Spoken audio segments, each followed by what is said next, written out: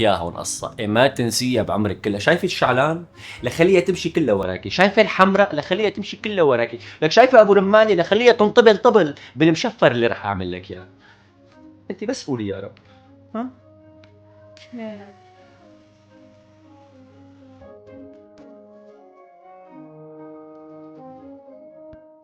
يا عم وين راحت هي؟ معقول راحت تتمشى؟ لك لا شو تتمشى؟ ما عم تستناني؟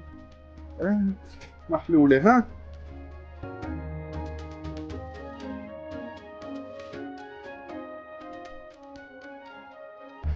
سكر؟ معقول تكون راحت لعنده؟